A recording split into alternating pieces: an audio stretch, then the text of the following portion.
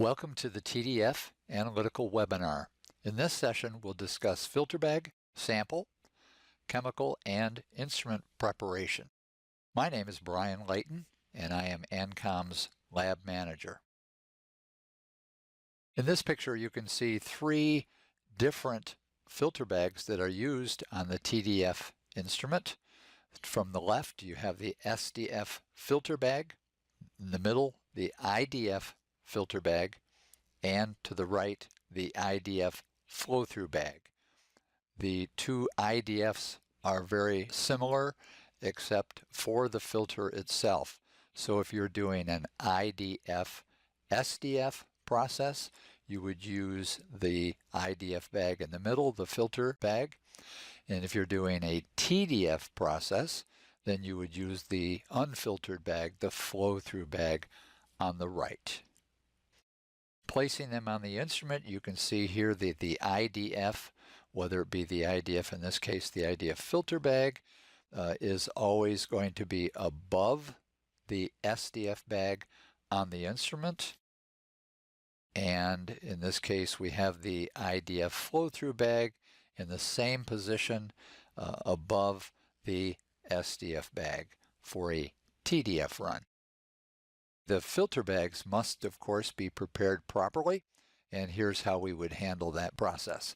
The first thing to do would be to mark each bag 1 through 6 using a solvent-resistant marking pen. And of course, the reason it's 1 through 6 is very simple. There are 6 positions on the instrument. Next, weigh both the bags, the IDF and SDF filter bags, using the TDF bag weigh holder, which you can see in the technician's hand on the left-hand picture. You would roll the bag up and place it down inside the bag weigh holder, and then place that tared weight on the balance and record the weight.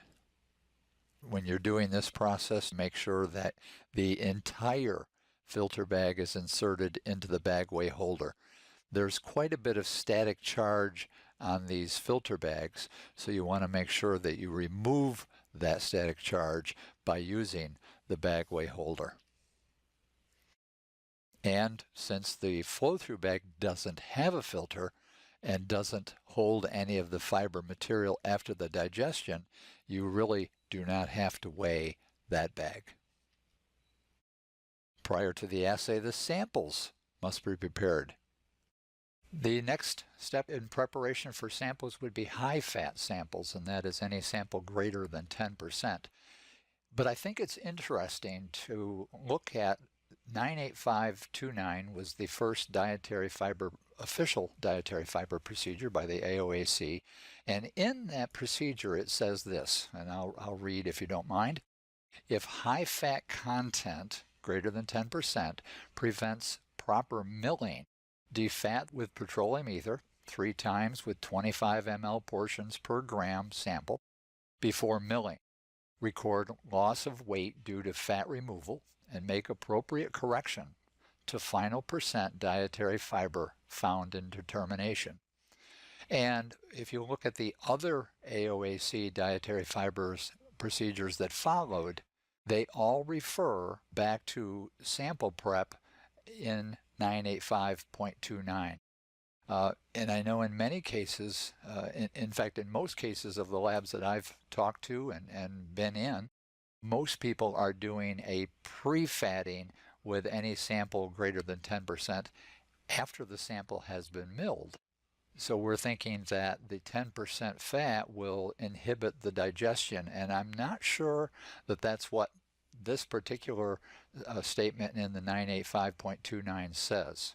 However, we do recognize that people are going to defat, so we have a procedure for that, and that is as follows.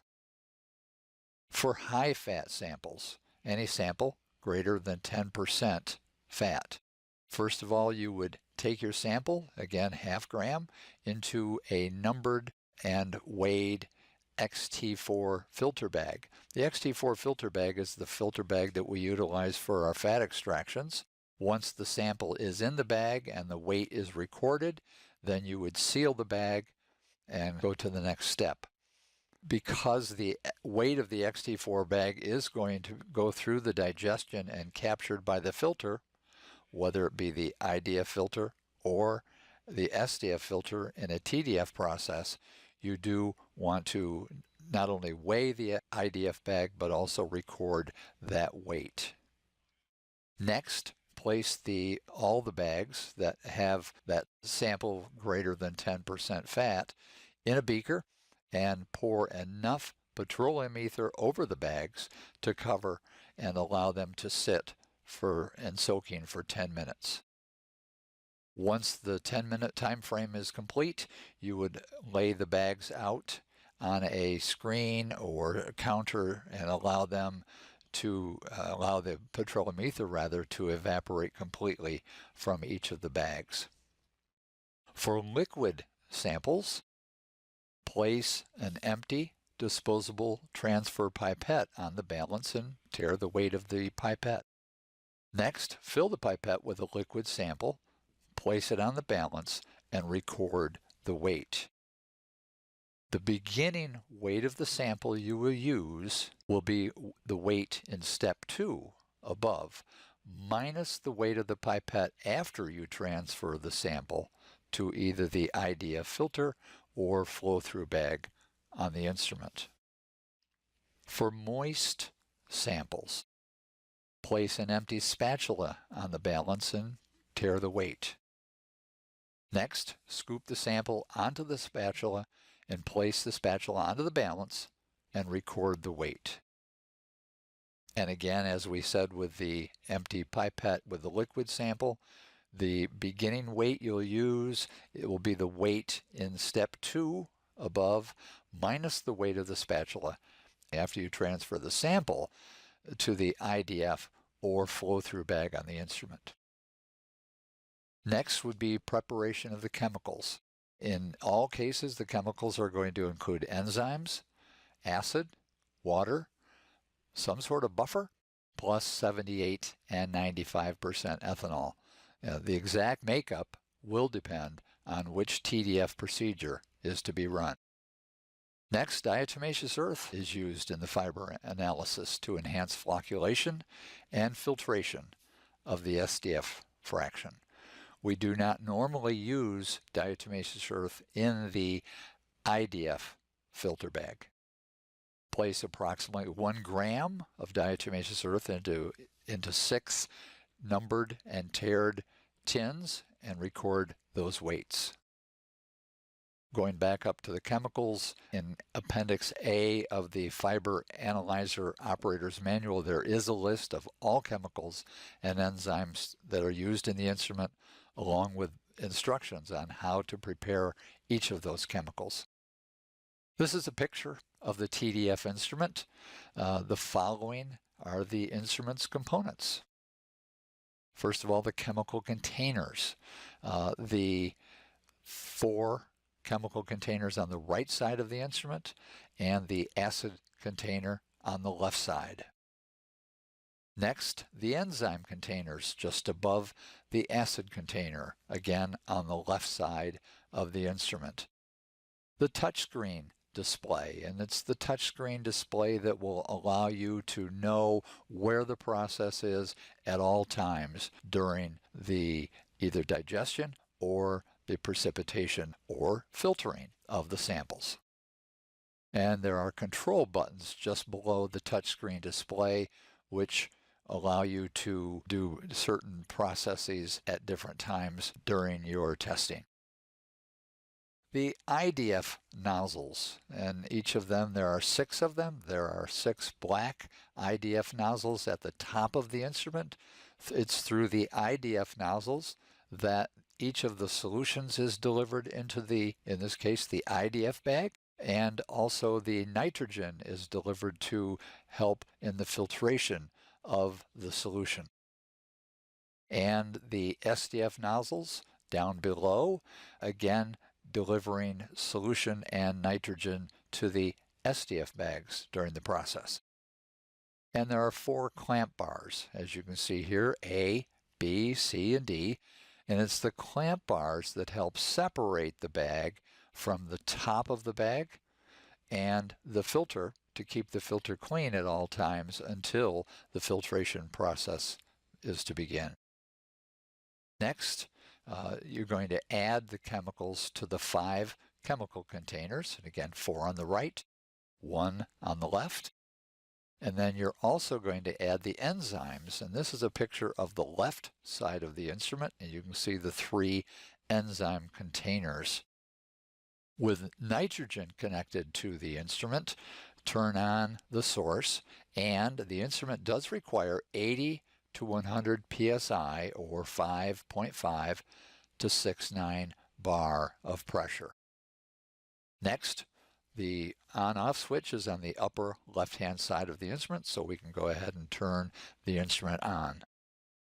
When the instrument comes on, the touchscreen display will appear, and in this case you can see that the touchscreen display shows that this instrument has 991.43 an IDF SDF and 991.43 TDF and 985.29 TDF of course only, and 2001.03 again TDF only.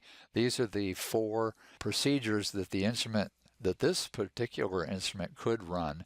We also can add both of the codecs, the 2009 and 2011 procedures.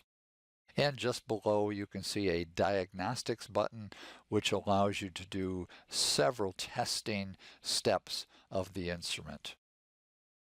So first thing you would do is to select the fiber procedure that you would like to perform.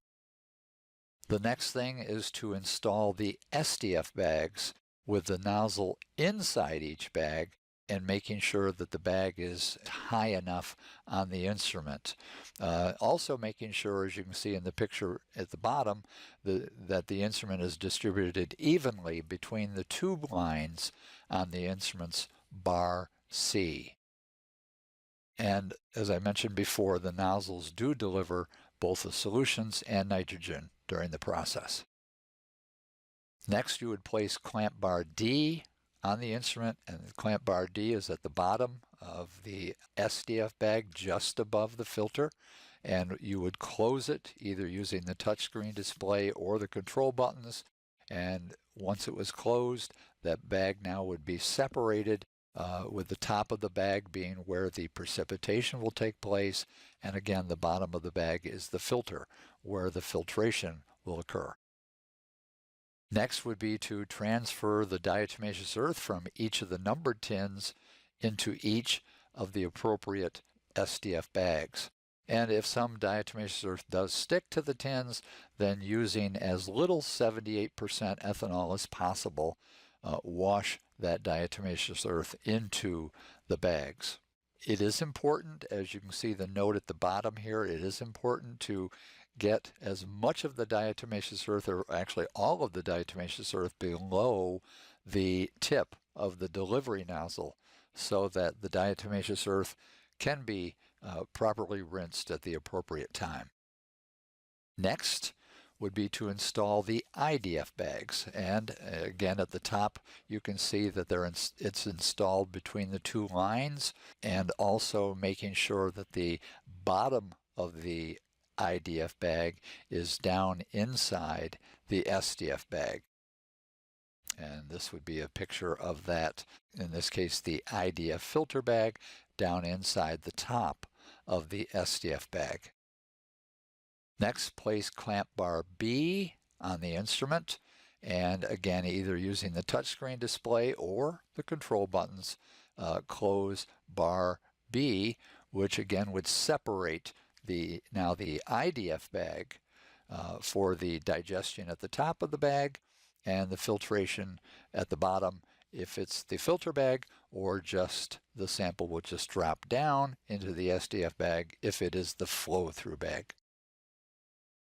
Next, as you did with the diatomaceous earth, transfer the samples into the appropriate IDF bags.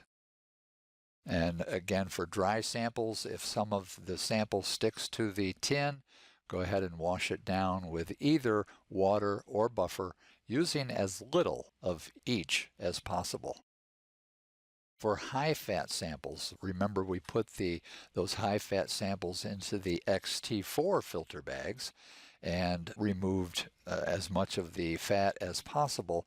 Now in this case, what we would do is to have the XT4 filter bag down inside the IDF bag, and we would cut the XT4 bag into as many as 12 pieces so that we can make sure that all of the sample will be washed out of the XT4 bag and digested appropriately. For liquid samples, this would be when you would pipette the sample into the IDF bag, and as you can see with the picture on the right here.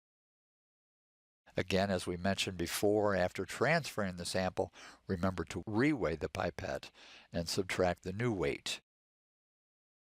For moist samples, as you move to the instrument with your spatula, either drop the sample into the bag, or if the sample tends to stick to the spatula, scrape it against the inside walls of the bags so that you can transfer your sample into the IDF bag.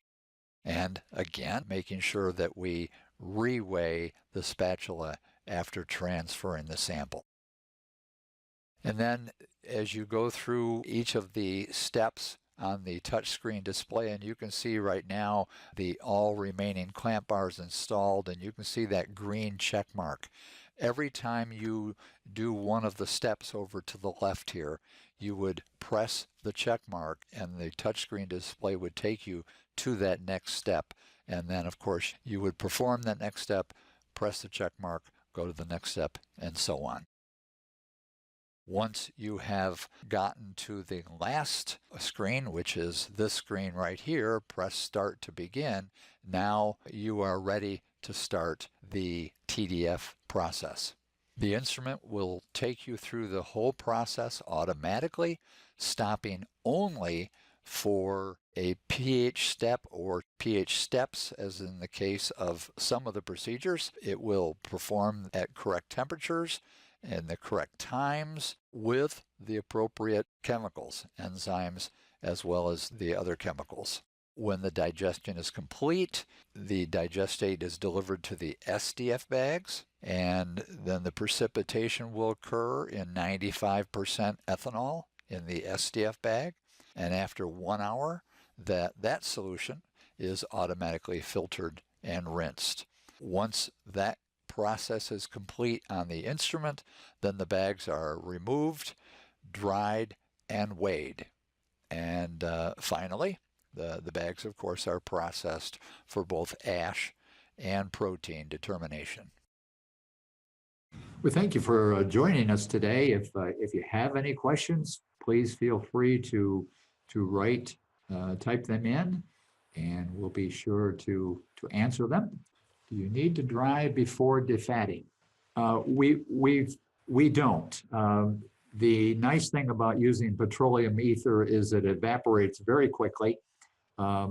So once you have soaked the bags in petroleum ether, lay them out on a tray or someplace on a table and allow them to air dry.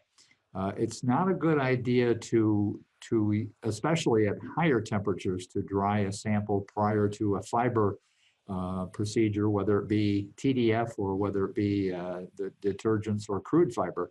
But allow the petroleum ether to evaporate, which usually happens certainly within 10 minutes. So drying is not necessary after the defatting process. I misread that. You've asked drying before the defatting process, and no, it definitely is not necessary to dry before the defatting either. We hope this was a helpful webinar that gave you some good basics on how the instrument works and how to prepare both the bags and samples to do a TDF run with our TDF instrument. We do appreciate you joining us. I hope you have a great day. Bye-bye.